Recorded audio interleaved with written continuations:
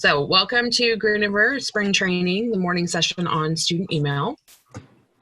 All right, house rules. Use that chat function to ask questions and participate. Keep your mic and video muted. For technical issues, post those questions in the chat and Suhoon can help you with those as well. And then if you get disconnected, you can certainly reconnect and we'll readmit you, but if you have any issues, you can call the IT help desk or email them and someone will get with you shortly. All right, so we're going to talk today about student email, what, how, and why. We'll start briefly with the student email communication policy. I'll show you how to look up and log into your email, set your password for the first time, as well as information about putting on some recovery options so that you can reset your password if you forget it, sending attachments with an email, and then setting and removing auto-forwarding if that's something that you choose to do. My name is Sarah Polstel. I'm the Director of Violence Prevention, Student Testing, and Communications. And again, welcome to Green River and Spring Quarter. So we're going to start just by talking about the student email policy. And this website is where you can go to find the policy on the Green River website. If you go to Green River and you use the search function and you put in GA25, it will bring that up. You can also search policies and procedures and then look at the general administrative policies. That's what the GA stands for. And then find GA25 for student email communications. But I'm just going to show you a couple of key pieces from that. So the use of student email. An official Green River Community College email address is required for all students and is generated upon receipt and processing of their application. So when you apply to the college, the second email that you should have received would have said, go here to access your student email. The college has the right to send official communications to these email addresses, and it will use this address for official communications with all students. So the college expects that every student will receive email at his or her college email address and will read email on a frequent and consistent basis.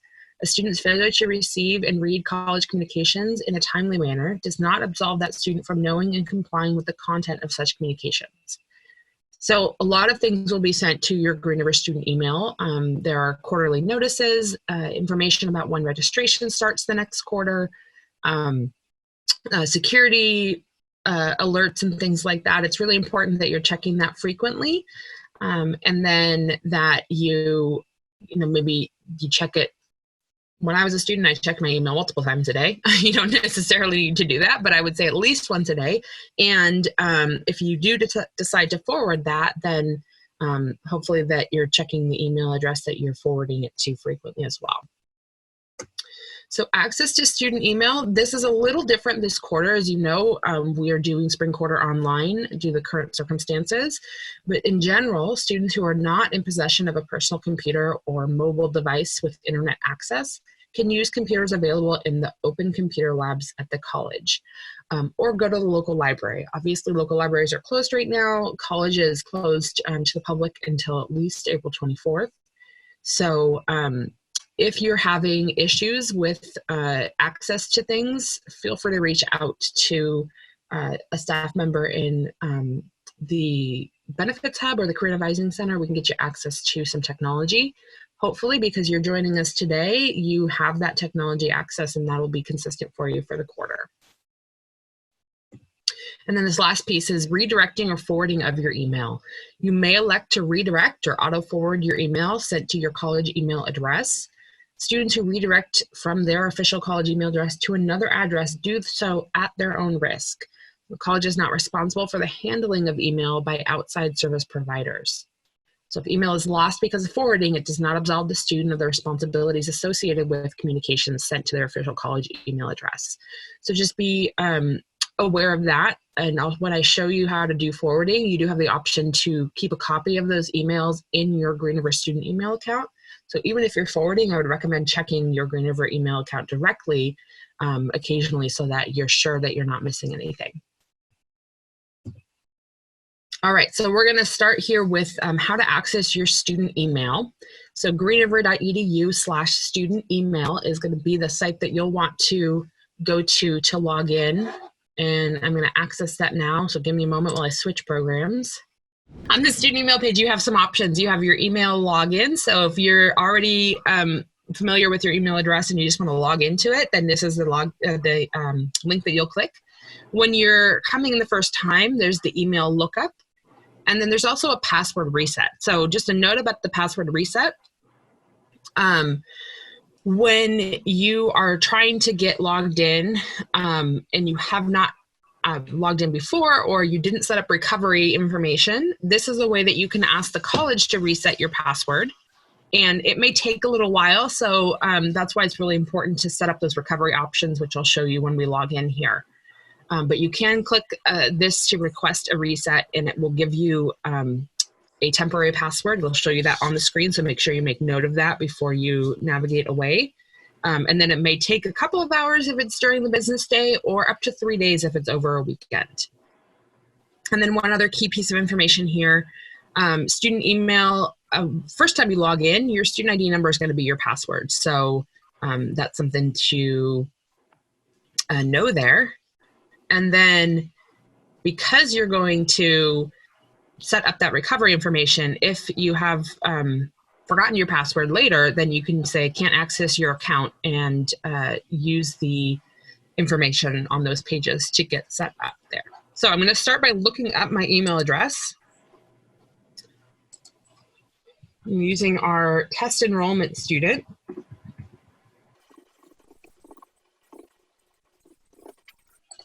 Get my email. All right, so it tells me my email address, so I'm going to want to make a note of that. And then it does tell me, because I've set it up before and I had to reset my password, it tells me what that password is right there. So that's your first step there to figure out your email address. And then the other thing I want to point out is some step-by-step instructions. These are really helpful if you get done watching this the presentation and you've forgotten something, or you just want to have that guide open as you're working your way through it. Definitely use that step-by-step instruction document to guide you through that. It has a little bit more detail about when you're setting up your recovery options and things like that. So now that I know my email address, I'm going to go ahead and log in. And one thing to note, if you are a student, your email address is going to, after the @ symbol, it's going to be mail.greenriver.edu. You may have noticed if you've communicated with the college or the staff member that Green River employee emails are at greenriver.edu. The student email accounts say mail.greenriver.edu. So that's something key to remember there. If you're putting your email address on something, if you just put it with the greenriver.edu, it's not going to get to you. So it will bring you to a Microsoft Online page, and I'm going to put in that email address I just looked up. Oops, 9 at. So make sure you do the full email address so that it can associate it with the Green River student email. Next, I'm going to put in my password.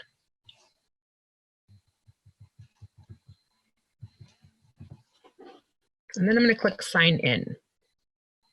So the very first time you do this, it's going to have you update your password to something that you are going to be able to remember. And it's going to make that a more secure connection for you so that it's not that student ID number your first time or something that might have been reset. So I'm going to put in my current password, and then I'm going to create a new password. And when you're creating a new password, you want to make sure that it's something strong, that it includes uppercase letters, lowercase letters, numbers, maybe a symbol like the @ symbol or a $sign, so that you have something that has a combination of letters and symbols. It's harder to guess, and you don't want to really use something that you're going to use for other systems as well. So I'm going to create a new password here.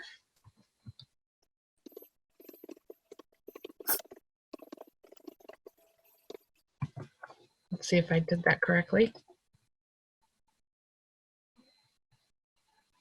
Excellent. Okay, so because it's, again, that first time, it's asking for additional information. So I'm going to go ahead and click next, and we'll fill that information out as we go through. So this is really important. You don't want to lose access to your account. And the only way that you're going to be able to reset your password using the Microsoft password reset is if you provide at least one of these options. So you can authenticate with your phone or an email or both. And you can do both by clicking one of these, completing it, and then coming back here and choosing the other one. So I'm going to start by setting up an email address. And I'm going to use my college email address. And then I'm going to say, email me. And it's going to send me a verification code. So I want to be able to have access to whatever it is that I'm using as my email and the phone number if I choose to set that up. So I'm just going to pull up my email and see what they sent me. And they have given me a code for now. So I'm going to say verify. Great, now it says that I've set up that email address, and then I could click to set up a phone number if I wanted to as well. So if you're going to be using this for your Green River student email and you have a personal email address that you want to use to have as a backup, then that's a good one to put in there. I'm going to go ahead and click finish. And then this is asking, do I want to stay signed in? I can do that to reduce the number of times that I'm asked to sign in. Now, this is something that if you are accessing your student email on your own personal device, then it's great to go ahead and select that. So you can say yes, you can say no. If you say no and you don't want to do that at a later date on another computer, then you can select this box to say don't ask or don't show this again. So I'm going to say, I don't want to stay signed in right now, but I'm not going to take that ability away. I'm going to have that maybe ask me later when I'm logged into my own computer. In your inbox, like many other email options, you have your folders on the left here, you have your list of emails, and then if you click on one of those, you're going to see the body of that email over here. So I'm going to show you how to send a message. Over on the top left, it has new message. If you click on that, it opens that new template there, and you can send your message. The to is going to be the primary person it's going to, so I'm just going to click myself. I could carbon copy someone, leave that, have them see it, but maybe they're not my primary audience.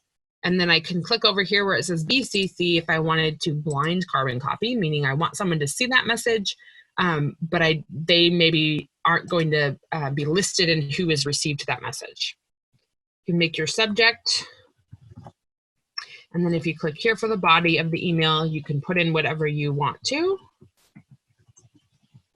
Oops.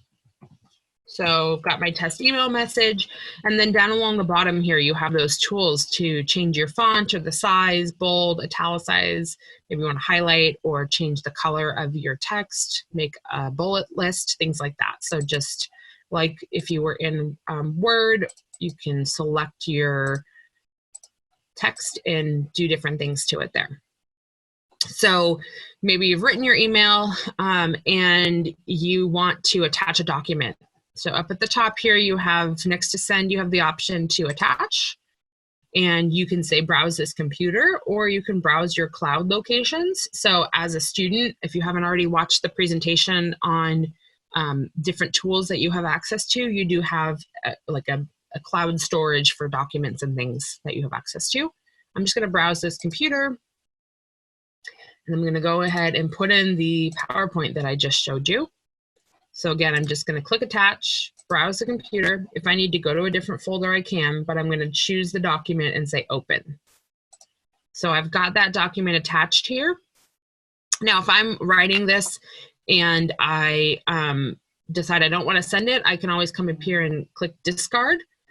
But if I want to send it, then I'm just going to go down here and click on send.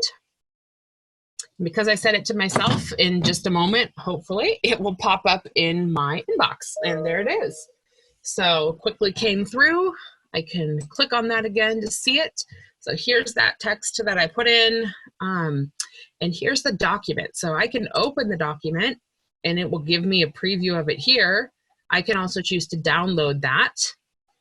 So if I wanted to save that, I can do that. So that's what it looks like if you get a document and you want to interact with that. You can download it to your computer. You can preview it. But if you're sending one, again, you click that new message, click attach, and then this has now got some suggested attachments because it was something that I recently attached. So you can even do it that way. And because I, just did this sample one, but I don't want to use it, I'm going to go ahead and click discard.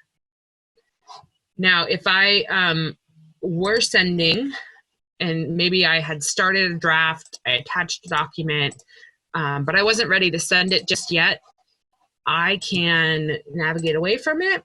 And now I'm going to have that as a draft that I can go back into and continue working on that draft. And then when I'm done, I can send it, or again, I can discard it. Okay, so the other thing that I want to show you is how you can set up forwarding. So, excuse me, up on the top right, you'll have either if you put a picture in, you'll have a picture, otherwise you'll have the first initial of your name that indicates that's kind of my profile area. The second from the left is this gear, that's your settings. So you click on settings and then you click view all Outlook settings. And then you have options. Now you might, if you come in here, because you started from mail, you should be in the mail function. And then you can look at your different options. And I'm going to go down to forwarding. And I'm going to enable forwarding. And I want to forward to that other email address that I am going to check multiple times a day. So I'm sure not to miss anything. And this is what I was mentioning. You want to keep a copy of your forwarded messages in your Greenhover email account so that you always have that to go back to in case something were to get lost or maybe routed to your junk folder. So I click save. Sarah, we have a question from Jace. Yep. It says that if I download Outlook onto my phone, can I still log into student email? I'm not sure if you're covering. Yeah, if you download the Outlook app onto your phone, yes, you could definitely do that. When you go to set up your phone, it asks you for your email address. And as long as you put in your Greenhover email with that mail.greenhover.edu and the password, it's going to search basically all of Outlook to find that email profile. So because our emails are created in Outlook, no matter how you access Outlook, if you go to the Outlook.com or you do it through an app or something like that, it will definitely pull in your emails. So feel free to do that. That's a great option so that you've got it right there at your fingertips. So I set up my forwarding, and maybe I also want to go into settings and look at my mail and let's see. So here's something about mobile devices. So if you were to use your Outlook app, then you have the option in here, although I wouldn't necessarily recommend it. It says don't send read receipts for messages read on devices that use Exchange ActiveSync. What that means is if you read something on your app, if you click that box, it's not going to indicate that you've read it. And there's, not a lot of people have utilized that read information, but sometimes we do when we're trying to send an email communication. We want to see if students have read it or not. So leaving that off is going to be helpful for us to make sure that we know we've reached you. And what I'm trying to do is, if I click on the initial for myself and I go to my account,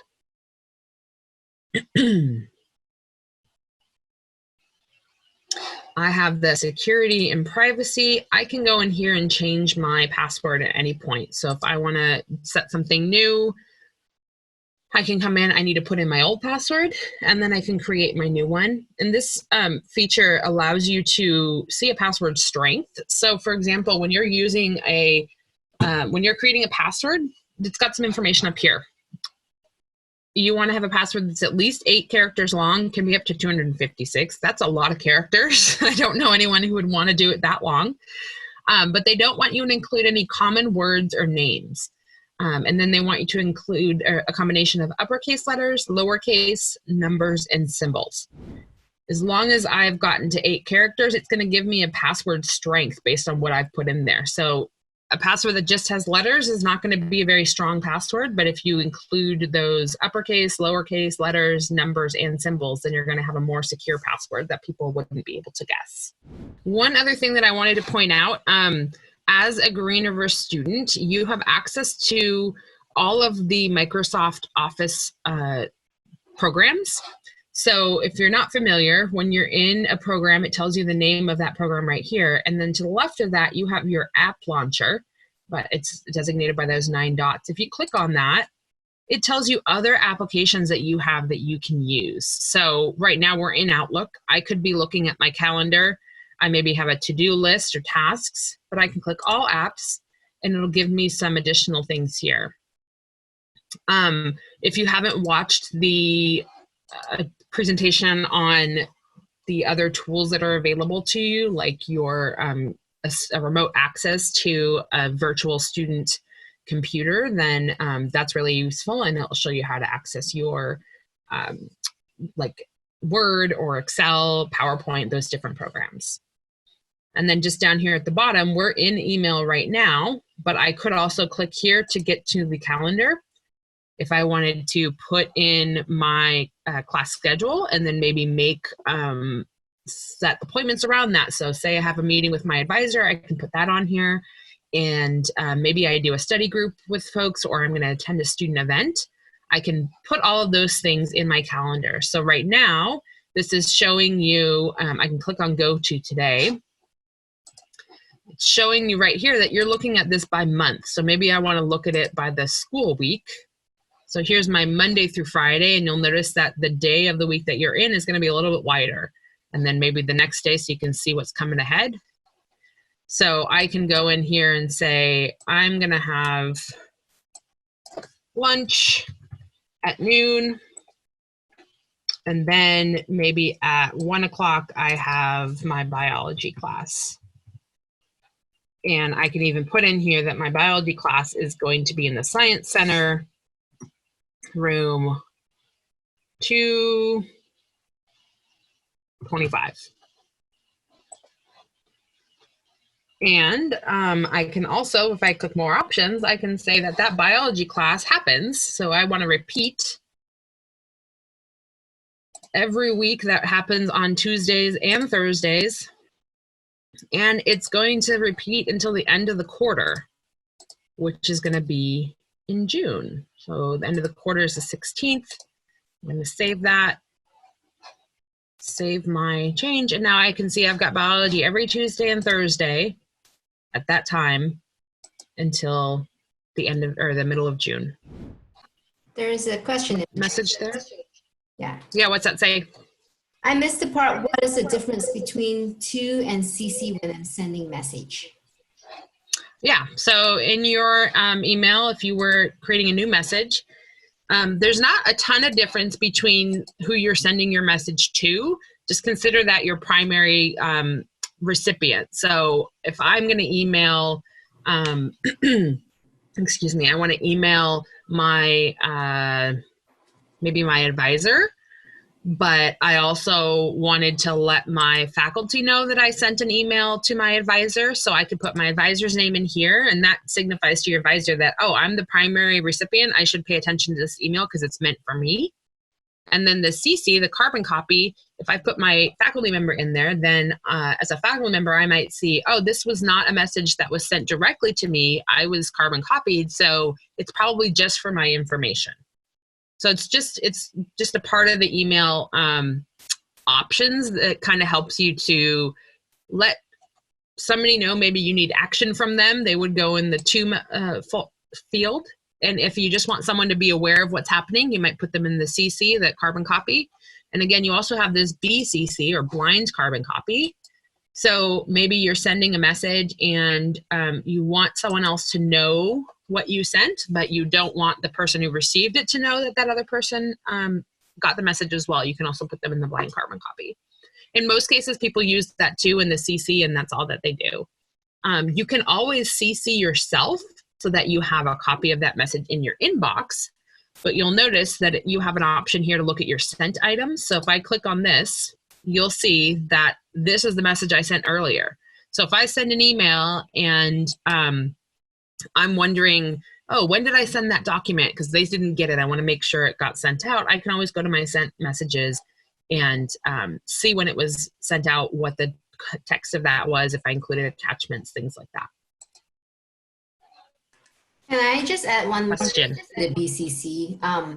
I think it's also a good way to protect someone's privacy. Like if you want to send a list of people, say maybe it could be a group project, and you want to send questions or something, right? But you don't want to share that email address with everyone, or maybe the person you're sending to is not comfortable sharing their email address. So putting it in BCC is a good way to protect someone's privacy and not sharing all of that information out.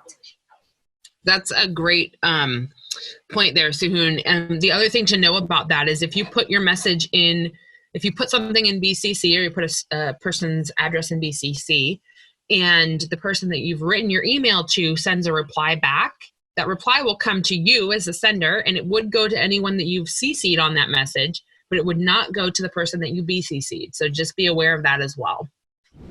Thank you all for coming today. I hope that was helpful. I know we're going to be making these recordings available, so if you've forgotten a little something, you want to access those, check back at that the site that you joined this from, and we'll have those available. So thank you and have a great day.